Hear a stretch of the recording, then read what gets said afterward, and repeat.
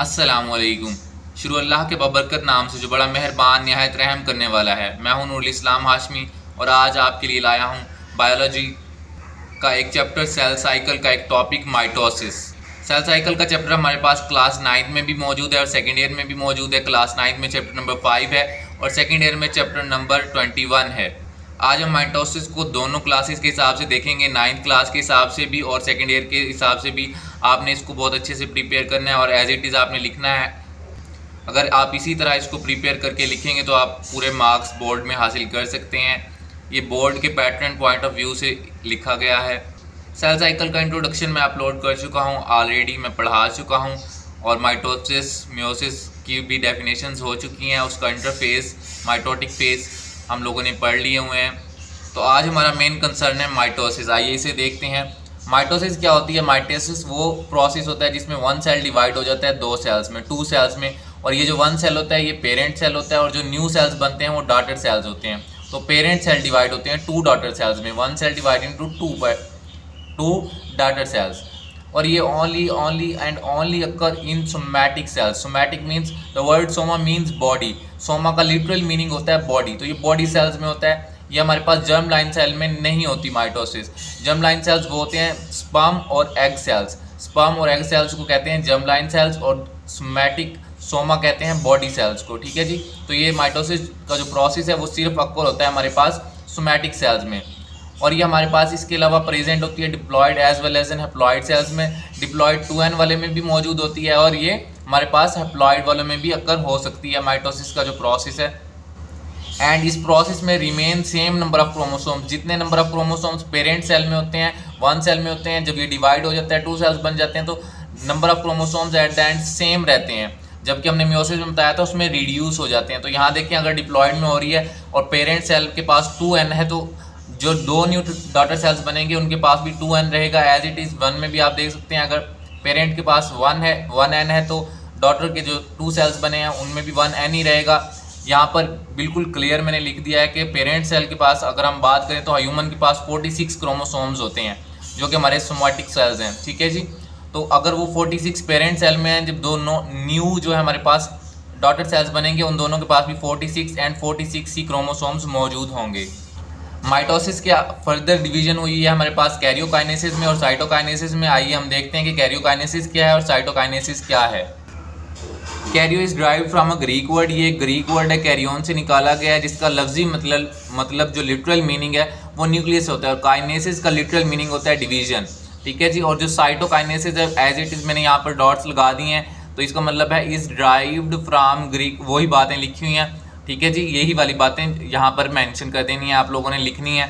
आपने डॉट्स नहीं लगाने, मैंने जो है टाइम बचाने के लिए ऐसा किया, लेकिन आपने एग्जाम में ऐसा नहीं करना, आपने पूरा सेंटेंस लिखना है। तो जो साइटो है ये भी एक ग्रीक वर्ड है जो साइटोन से निकला हुआ है, जिसका लिटरल मीनिंग साइटोप्लाज्म होता है एंड अगेन काइनेसिस का मीनिंग डिवीजन होता है। अब कैरियोकाइनेसिस का बेसिकली पूरी डेफिनेशन क्या बनी, इसकी डेफिनेशन हमारे पास लिटरल मीनिंग से पता चल गई।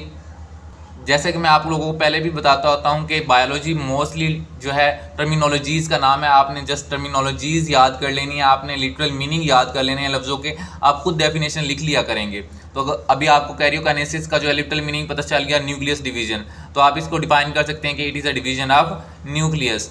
ठीक है जी। और ये first division of the cell होती है माइटोसिस में। जो पहला प्रोसेस डिवीजन का स्टार्ट होता है उसको, बिकॉज ये स्टार्ट है तो दैट्स वाई इसको क्या कहेंगे, first division of the cell. And it contains 4 phases और ये 4 फेजेस में डिवाइड हो जाती है। साइटोकाइनेसिस जो है वो डिवीजन है साइटोप्लाज्म की, वो भी आपको लिटरल मीनिंग से पता चल गया। और पहले न्यूक्लियस की डिवीजन होती है, उसके बाद साइटोप्लाज्म डिवाइड होना शुरू होता है। तो दैट्स वाई इसको हम कहेंगे second division of the cell. और इसमें सिर्फ सिंगल स्टेज ही इन्वॉल्व होता है, जबकि यहाँ पर 4 फेजेस होते हैं। अब हम देखेंगे आगे 4 फेजेस किसके, कैरियोकाइनेसिस के, और बाद में हम साइटोकाइनेसिस भी देखेंगे। कैरियोकाइनेसिस के 4 फेजेस हैं, प्रोफेज, मेटाफेज, एनाफेज, एंटीलोफेज। तो यहाँ पर 2 जो हैं साथ साथ चलेंगे। मैं आपको पहले प्रोफेज ही बताऊँगा। प्रोफेज की तरफ आ जाते हैं। प्रो का लिटरल मीनिंग होता है फर्स्ट एंड फेज का लिटरल मीनिंग होता है स्टेज। इसमें सबसे पहले क्या होता है, opposite movement of centriole. Opposite movement of centriole होती है। आपको मैं डायग्राम दिखाता हूँ, आपको वहाँ से समझ आएगी पूरी। अच्छा जी, ये हमारे पास एक सेल है, यहाँ पर इसके सेल मेम्ब्रेन के पास साइटोप्लाज्म में 2 सेंट्रियोल आपको मौजूद है, नज़र आ रहे हैं जो मौजूद हैं। ठीक है जी, मैंने इनको रीनेम किया हुआ है, ये 2 जो हैं सेंट्रियोल्स हैं। और ये जो सेंटर में मौजूद है ये न्यूक्लियस हमारे पास है, ये देखें। और ये जो हमारे पास ब्लैक कलर का है ये न्यूक्लियोलस है, और ये जो आपको जाली टाइप मटेरियल नज़र आ रहा है ये क्रोमेटिन है। ठीक है जी, और this is totally as it is interphase हम इसको बोलेंगे। इस डायग्राम को आपने मद्देनज़र रख के जो है प्रोफेज को पढ़ना है। अब आते हैं हम ऊपर की तरफ, दोबारा देखते हैं टॉपिक को। देखें जी, सबसे पहले क्या होगा जी, अपोजिट मूवमेंट ऑफ सेंट्रियोल। तो आपको यहाँ पे डायग्राम में नज़र आ रहा है कि अपोजिट मूवमेंट हो जाएगी। ये रेड बॉल पेंट से मैंने लगाया कि एक सेंट्रियोल इधर मूव करेगा, एक सेंट्रियोल इधर मूव करेगा। ठीक है जी। देन सेकंड पॉइंट है डिसअपियर ऑफ न्यूक्लियोलस। और ये जो सेंटर में हमारे पास ब्लैक कलर का आपको न्यूक्लियोलस नज़र आ जाए, ये डिसअपियर हो जाएगा, गायब हो जाएगा।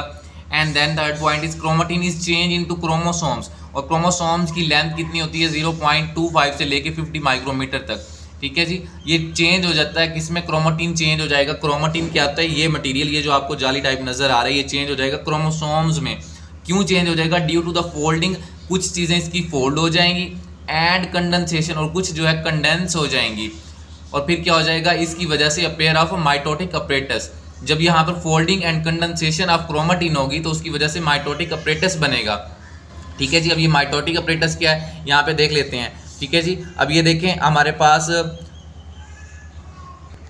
ये जो है चेंज हो गई है डायग्राम, और इस तरह से जो है कुछ बन गई है।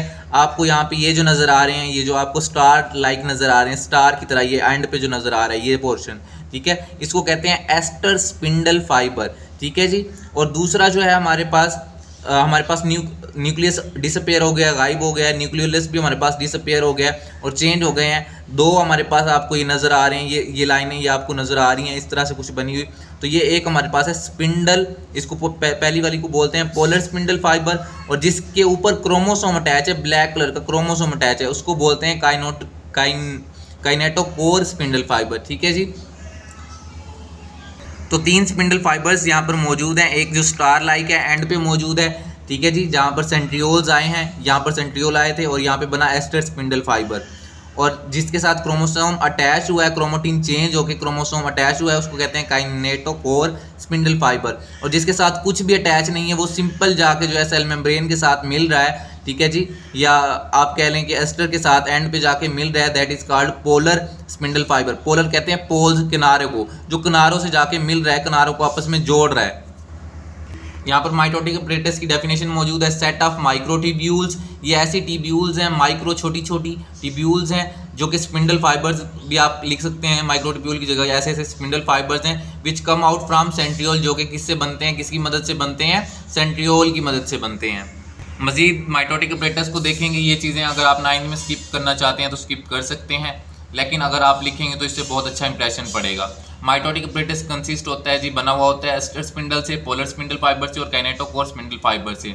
Aster spindle fibre star like structure होता है और अटैच होता है प्लाज्मा मेम्ब्रेन के साथ। ठीक है जी। और जो पोलर होते हैं, पोलर स्पिंडल फाइबर, ये इंटरडिजिटेट, आपस में मिलाते हैं विद अपोजिट पोल्स। 2 किनारों को आपस में क्या करते हैं, मिलाते हैं। आप डायग्राम में देख सकते हैं। काइनेटोकोर स्पिंडल फाइबर एक प्रोटीन है बेसिकली, और ये अटैच होती है क्रोमोसोम्स के साथ। क्रोमोसोम क्या होता है, यहाँ पर ये मैंने बना दिया हुआ है, ये क्रोमोसोम होता है।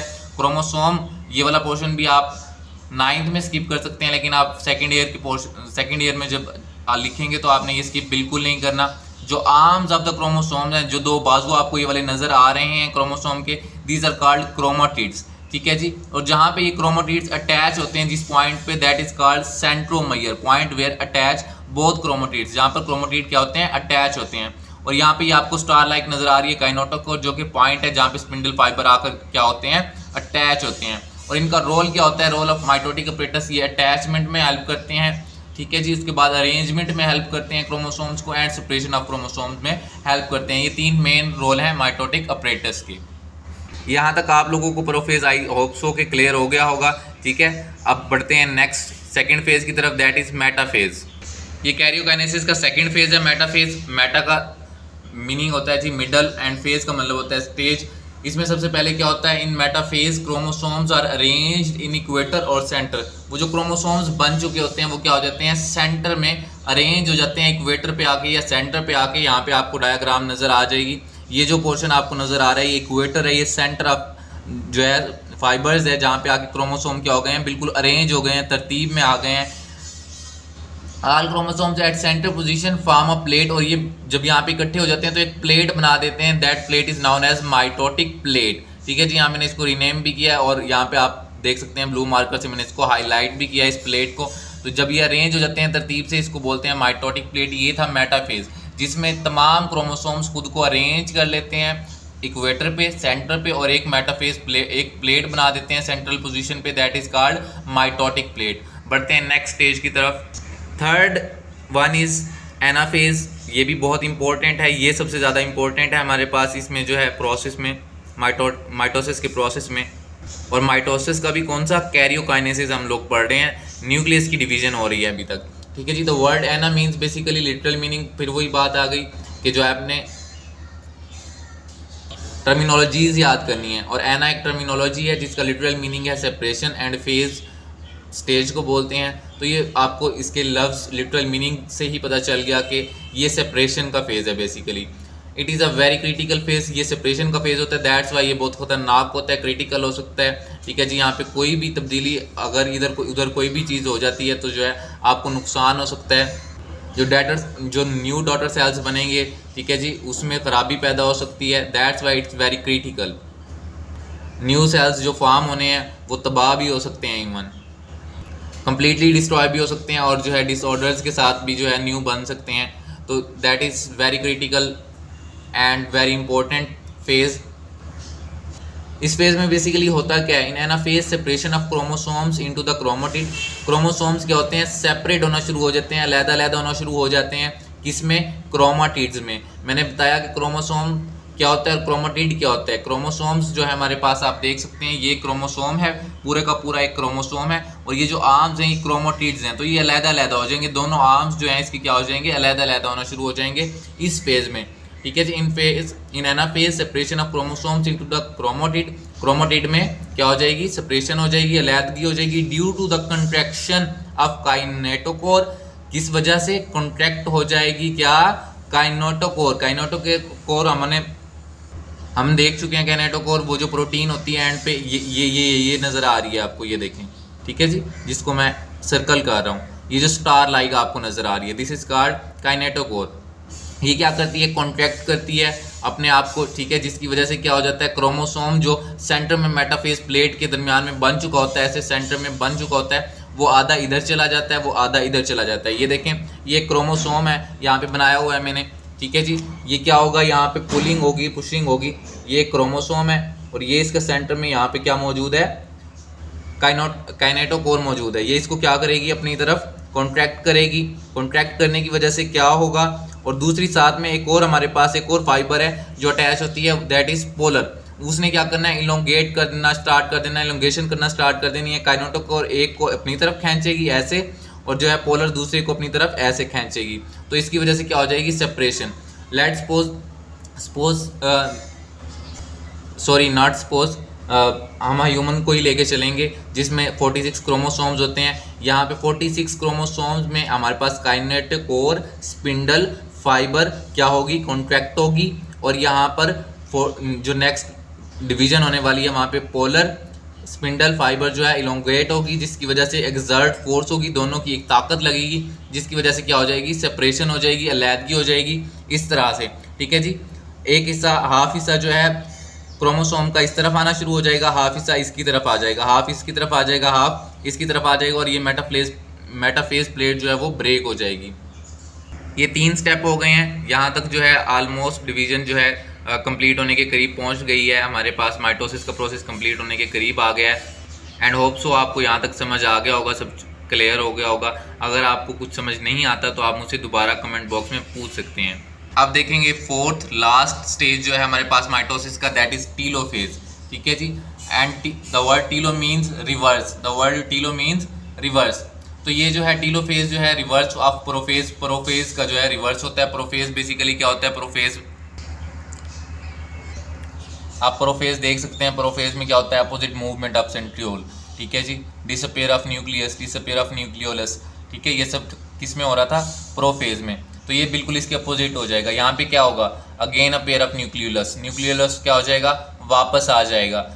Again a pair of nuclei, 2 nuclei बनेंगे बिकॉज 2 डॉटर सेल्स हमेशा बनते होते हैं, 1 सेल डिवाइड होता है 2 में, ठीक है जी। पेरेंट सेल तो सिंगल था, दैट्स वाई उसके पास एक न्यूक्लियस था। जब दो न्यू सेल बनेंगे डॉटर सेल्स और न्यूक्लियस की जमा होती है न्यूक्लियाई, दैट्स वाई हमने लिखा है कि again a pair of 2 nuclei in the each cell. हर सेल में 2 न्यूक्लियाई बनेंगे वहाँ पर बिकॉज 2 डॉटर सेल्स बनते हैं, ठीक है जी। यहाँ पे रीअरेंज ऑफ सेंट्रियोल्स हो जाएंगे, सेंट्रियोल वापस अपनी जगह पे अरेंज हो जाएंगे, तरतीब याफ्ता हो जाएंगे। और again chromosomes change into the chromatin, chromosomes जो बने थे वो वापस किस में बन जाएंगे, क्रोमोटिन में। यहाँ पे क्या हुआ था, क्रोमोटिन चेंज हुआ था क्रोमोसोम्स में, यहाँ वापस क्या हो जाएगा, क्रोमोसोम चेंज हो जाएंगे क्रोमोटिन में। और डिसअपेयर ऑफ माइटोटिक अपरेटस, यहाँ पे क्या बना था, माइटोटिक अपरेटस बन गया था सेंट्रियोल की वजह से। जब सेंट्रियोल वापस आ गए हैं तो यहाँ क्या होगा, माइटोटिक अपरेटस खत्म हो जाएगा, डिसअपेयर हो जाएगा। और डिकंडेंसेशन ऑफ क्रोमोसोम्स, क्रोमोसोम्स जो है डिकंडेंस हो जाएंगे, यहाँ पर कंडेंसेशन और फोल्डिंग की वजह से माइटोटिक अपरेटस बना था, जबकि यहाँ पर डिकंडेंसेशन हो जाएगी और ब्रेक डाउन हो जाएगी। ये देखें जी, एक सेल यहाँ पे डॉटर सेल बनाया गया है, तो आप देख सकते हैं यहाँ पर क्रोमोटिन वापस आ गया है, यहाँ पे न्यूक्लियोलस यहाँ पे वापस आ गया है, यहाँ पे क्रोमोटिन वापस आ गया है, यहाँ न्यूक्लियोलस वापस आ गया है। और ये जो आपको नज़र आ रही हैं ये सेंट्रियोल्स बनाए हैं, टिब्यूल्स बनाई गई हैं, ठीक है जी, ये भी वापस आ गई हैं। जबकि यहाँ पर सेंट्रियोल की शेप मैंने ये बनाई थी, तो इससे कोई फ़र्क नहीं पड़ता, आप ये बना लें या ये बना लें, ठीक है। लेकिन एक्चुअल जो शेप होती है वो टिब्यूल्स की ये वाली होती है, तो बेटर ये होगा। ये था आज का हमारा टॉपिक। आई होप सो आपको सब कुछ क्लियर होगा, बट फिर भी कोई कन्फ्यूजन है या कोई क्वेश्चन है आप कमेंट बॉक्स में पूछ सकते हैं। मज़ीद ऐसी अच्छी वीडियोस को देखने के लिए हमारे चैनल को सब्सक्राइब करें, सपोर्ट करें, लाइक करें, शेयर करें। इंशाल्लाह मिलते हैं नेक्स्ट टॉपिक के साथ बहुत जल्द। तब तक अपना ख्याल रखें, दुआओं में याद रखें।